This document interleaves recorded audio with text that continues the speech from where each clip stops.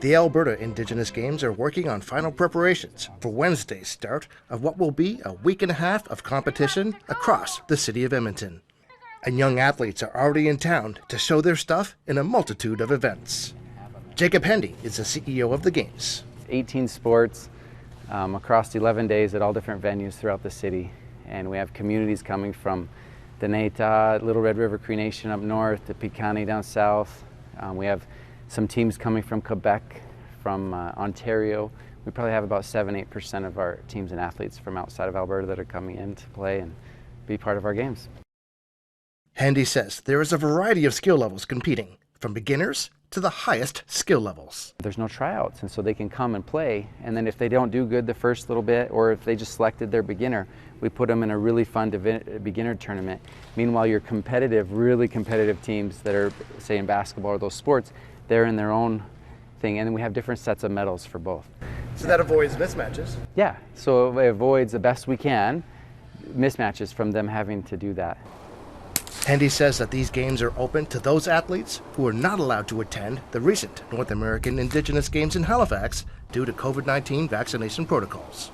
A lot of athletes are really excited that didn't get a chance to go to NAG, that were denied because of the COVID-19 vaccine mandate to the games like a few weeks ago. But we have a lot that are coming to our games, and so we're really excited to be able to have a games for them to come be part of and play sport and make friends. And the athletes competing might have an opportunity to be seen by academic institutions. We have scouts from college universities out that we've connected with to recruit for the older kids. We have scholarships for the older kids that are enrolled in secondary, university, school, or trade. It just means everything. And just hearing the kids come talk and share their gratitude, and seeing on Facebook, social media, their swag, and all the communities are getting decked out and they fundraise and they look so good. And so it's pretty special. The games have seen a massive increase in participants, going from 300 in 2011 to several thousand now, perhaps even having more athletes than the North American Indigenous Games. Yeah, we do believe that we've become larger than NAG in the terms of athlete participation. On the NAG 2023 website, it says they have over 5,000 athletes, coaches, and officials, which is amazing to have all those athletes from all over the US and Canada.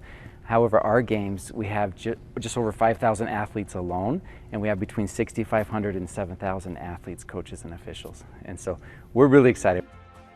And for the first time, the Games will be hosting a Masters Games, where athletes 21 and older can compete. That happens from September 29th to October 1st in Edmonton. Chris Stewart, APTN National News, Edmonton.